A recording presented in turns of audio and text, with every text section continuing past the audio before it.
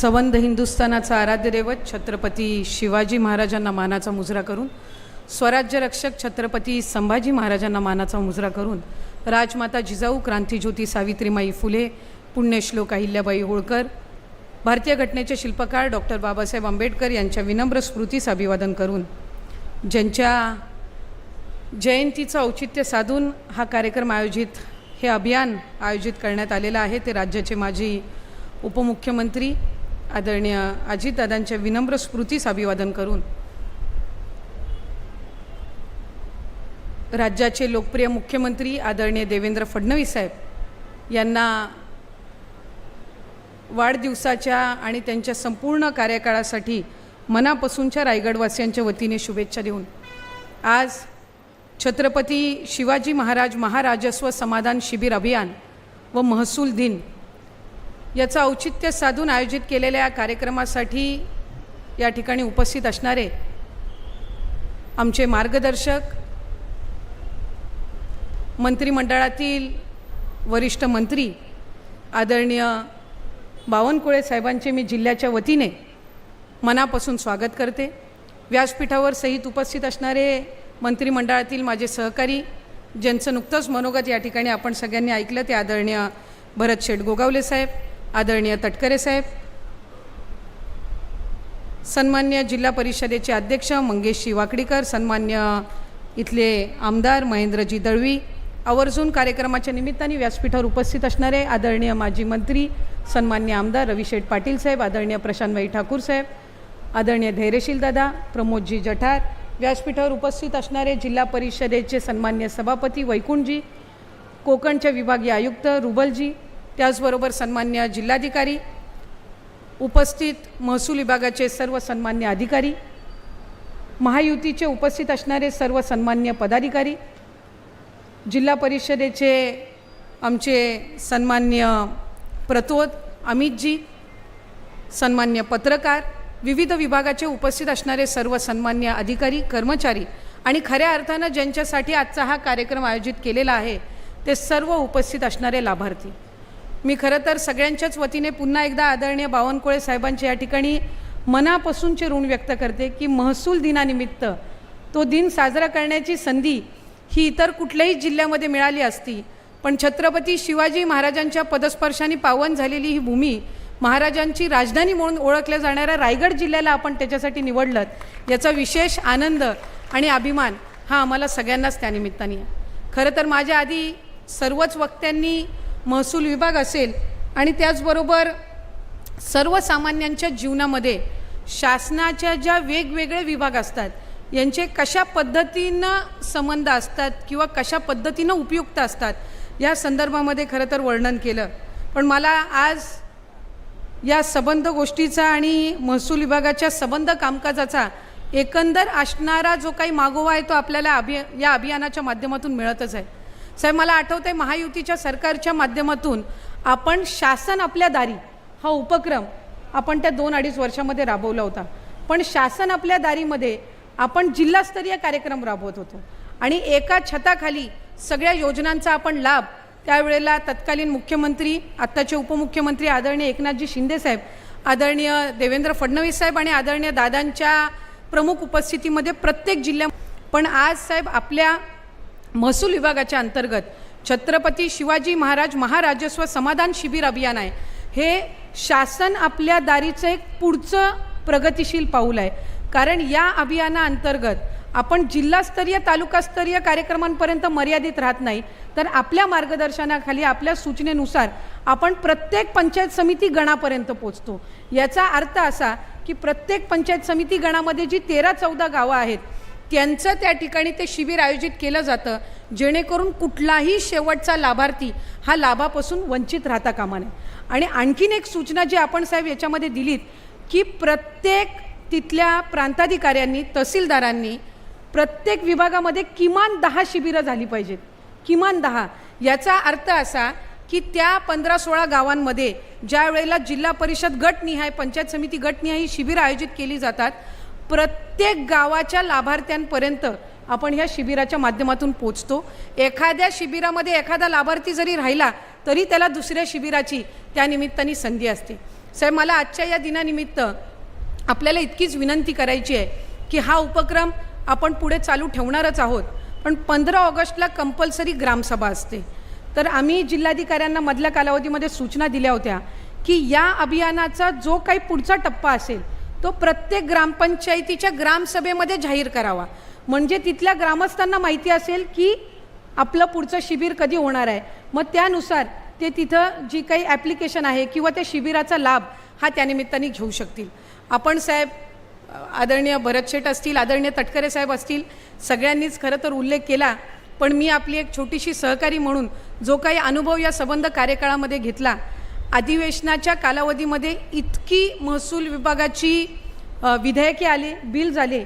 पण मला एका गोष्टीचा निश्चितच महायुतीची सरकारची एक सहकारी म्हणून एक अभिमान आहे की महसूल विभागाचं प्रत्येक आलेलं विधेयक, बिल हे एकमताने सभागृहामध्ये मंजूर झालेलं आहे. म्हणजे बावनकुळे साहेब उठले आणि त्यांनी ती बिल मांडण्याची सुरुवात केली की विरोधी पक्षातले सुद्धा सूचना देतात, पण सगळे ज्या वेळेला जाहीर होतं त्यावेळेला एकमताने बिल मंजूर झालं, अशी घोषणा ही त्यानिमित्ताने होत असते. मंत्रिमंडळामधली तर एकही बैठक अशी नाही की जिथं महसूल विभागाचा निर्णय नाही. आणि आम्हालाही कधी कधी वाटतं की ज्या कॅबिनेटच्या अजेंडामध्ये सूचीमध्ये महसूल विभाग नसेल ती मंत्रिमंडळाची बैठक कधी पूर्णच होऊ शकत नाही, अशी एक साधारणपणे भावना आमच्या सगळ्यांच्या मनामध्ये तयार झालेली आहे. आजच्या कार्यक्रमाच्या निमित्ताने मला आवर्जून सांगावंसं वाटेल की काही महत्त्वपूर्ण निर्णय साहेब आपल्या बावनकुळे साहेबांच्या कार्यकाळामध्ये झाली. त्यामध्ये मुख्यमंत्री बळीराज शेत पाणंद रस्ते योजना असेल, 2 लाख रुपयापर्यंतच्या शेती आणि पीक कर्जावरील मुद्रांक शुल्क पूर्ण माफ करण्याचा ऐतिहासिक निर्णय हा आपल्या कार्यकाळामध्ये झाला. खाजगी परवानधारक भूमिका मार्फत जमीन मोजणीस मंजुरी, शासकीय जमिनीवरील निवासी अतिक्रमण नियमित करणे, मला वाटतं हा एक अतिशय महत्त्वपूर्ण निर्णय आणि मला आनंद आहे, मला अभिमान आहे की याची पहिली अंमलबजावणी रोहा शहरामध्ये, रोहा तालुक्यामध्ये झाली, जिथे 30 वर्षापूर्वीचं जे अतिक्रमण होतं त्यांना नियमानुसार जी काही मर्यादित रक्कम आपण ठेवलेली होती त्यानुसार ती घरं आम्हाला नियमित करता आली. शासकीय जमिनीवरील 1/1/2011 पर्यंतची निवासी अतिक्रमणे नियमित करणं, जमिनीची अनाधिकृत तुकडे नियमित करण्यासाठी त्याचं मॅन्युअल नियमितीकरण करणं व फी माफी करणं, जिवंत सातबारा मोहीम असेल, गायरान जमिनीच्या वापरण्याबाबतची सुधारणा असेल, त्याचबरोबर कोकण वाळू उत्खनन व वितरण विशेष धोरण 2026 असेल, 10% वाळू घरकुलांकरता बंधनकारक राखीव, हाही ऐतिहासिक निर्णय साहेब आपल्या या कार्यकाळामध्ये झाला आणि याचाही अभिमान आम्हाला निश्चितपणाने या ठिकाणी आहे. कोकणाच्या रायगडच्या दृष्टिकोनातून अतिवृष्टी आणि पूरबाधित शेतजमीन सुपीक करण्यासाठी स्वामित्व धनातून रॉयल्टी पूर्णपणाने त्याच्यातून सूट देण्यात आली, हाही एक ऐतिहासिक निर्णय आपल्या कार्यकाळामध्ये झाला. साहेब, माझी या निमित्ताने आपल्याला विनंती राहील की 8 मार्च हा आपण महिला दिन साजरा करतो. महिला दिनाच्या निमित्ताने आपण कंपल्सरी महिलांची ग्रामसभा हा आपण त्या ठिकाणी गेल्या वर्षीपासून घोषित केलेली आहे आणि मला साहेब आपल्याला विनंती राहील की महसूल विभागाकडून आपल्या या मार्गदर्शनाखाली आपल्या या कार्यकाळामधल्या ज्या अपेक्षा आहेत त्या निश्चितपणाने वाढलेल्या आहेत. त्यामुळे माझी आपल्याला एक अतिशय मनापासूनची विनंती राहील की जसं आपण राजस्व अभियान प्रत्येक गणा आणि गटामध्ये जाहीर करता, तसं 8 मार्चला महिलांच्या ग्रामसभेमध्ये जर आपण त्या आठवड्यासाठी फक्त महसूल विभागाच्या वेगवेगळ्या अंतर्गत येणाऱ्या जे विभाग आहेत यांचं महिलांसाठीचे शिबिरं जर आयोजित केली तर महिला लाभार्थ्यांना निश्चितपणाने याच्यातून अधिकचा लाभ होईल. त्यांचं आयुष्मान कार्ड असेल, त्यांचे काही सातबाऱ्याचे प्रकरणं असतील, काही दाखले असतील, हे सगळे 8 मार्च ते 16 मार्चच्या कालावधीमध्ये त्या आठवड्याभरात जर फक्त महिलांसाठी महसूल विभागाअंतर्गत जर ती घोषणा करण्यात आली तर मला खात्री आहे की अधिकाधिक त्या संदर्भातला लाभ हा माझ्या माता भगिनी घेऊ शकतील. आपल्या महायुतीच्या काळामध्ये आदरणीय मुख्यमंत्री देवेंद्र फडणवीस साहेब, आदरणीय उपमुख्यमंत्री एकनाथजी शिंदे साहेब आणि आदरणीय उपमुख्यमंत्री सुनेत्रा काकी यांच्या मार्गदर्शनाखाली कृषी विभागाने एक अतिशय ऐतिहासिक धोरण आणलं आणि ते म्हणजे महिला शेतकरी विधेयक. हे 2026 आपण गेल्या अधिवेशनामध्ये, आत्ता सरत्या अधिवेशनामध्येच मंजूर करून घेतलं. मला सर्व माता भगिनींना या ठिकाणी सांगायचं आहे की हे विधेयक आणणारं महाराष्ट्र राज्य देशातलं एकमेव राज्य आहे आणि खऱ्या अर्थानं अनेक महिला शेतकरी असतात, पण त्यांच्या नावानी शेतजमीन नसते म्हणून त्या लाभापासून वंचित राहतात. आता आपल्या इथली कोकणातली बघितलं तर बहुतांशी पुरुष मंडळी ही मुंबईला नोकरी व्यवसायाच्या निमित्ताने राहतात. इथली भात शेती जी आहे ती तिथली भगिनी त्यांची पत्नी किंवा आई सांभाळत असते, पण ती जमीन काही त्यांच्या नावाने नसते आणि जमीन त्यांच्या नावाने नसल्यामुळे त्यांना अनेक योजना ज्या कृषी विभागाच्या आहेत या लाभापासून वंचित राहावं लागत असतं. पण या कृषी महिला विधेयक अंतर्गत त्यांच्या नावावर जरीही ती जमीन नसली तरीही कुठल्याही योजनेपासून ते वंचित राहणार नाहीत. त्यांना एक शेतकरी म्हणून रेकग्निशनचं सर्टिफिकेट कृषी विभागाकडून दिलं जाणार आणि त्याच्यातून त्यांना या सगळ्या योजनेचा लाभ हा त्यानिमित्ताने मिळणार आहे. त्यामुळे हे ऐतिहासिक धोरण आणणारं सुद्धा आपलं राज्य हे प्रथम ठरलेलं आहे. माझी या निमित्ताने आणखीन एक छोटीशी विनंती राहील की जुन्या जन्ममृत्यू घटकांचे जे डिजिटलायझेशन आहे त्या दाखल्यांसाठी त्यांना जिल्हास्तरीय यावं लागत असतं. जे आपण फ्रेश करतो ते आपण तालुक्याला प्रांताधिकाऱ्यांना अधिकार दिलेले आहेत, पण जे जुने दुरुस्ती असतात त्या सगळ्या मंडळींना इथं अलिबागमध्ये यावं लागतं. आता महाड असेल, दक्षिण रायगडचा आपला संपूर्ण भाग असेल, आपल्यालाही माहिती आहे 2-2.5 तासाचा प्रवास करून तिथं जिल्हाधिकार्यालयापर्यंत पोचणं हे काही तितकंसं सोपं नसतं. पण हा निर्णय हा धोरणात्मक निर्णय आहे, हा राज्यासाठीचा आहे. म्हणून त्या संदर्भातलं एक निवेदन मी आदरणीय बावनकुळे साहेबांनाही देईन की जे जुन्या जन्ममृत्यू घटकांचे डिजिटलायझेशन आहे हे जिल्हास्तरीय सोडून जर प्रांतांना सुद्धा तिथं तालुकास्तरीय अधिकार दिले तर निश्चितपणाने त्यांना इथं जिल्ह्याच्या ठिकाणी एवढा लांबचा प्रवास करून त्या जन्ममृत्यूच्या दाखल्यासाठी यावं लागणार नाही, जन्माच्या दाखल्यासाठी यावं लागणार नाही. अशीच या निमित्ताने माझी विनंती. पुन्हा एकदा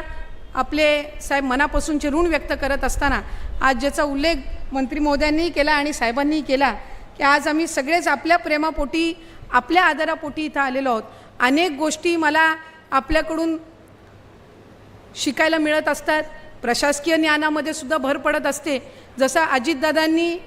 गेल्या 8-8.5 वर्षाच्या कालावधीमध्ये त्यांच्याकडून अनेक गोष्टी शिकायला मिळाल्या, आदरणीय फडणवीस साहेबांकडून, शिंदे साहेबांकडूनही मिळाल्या,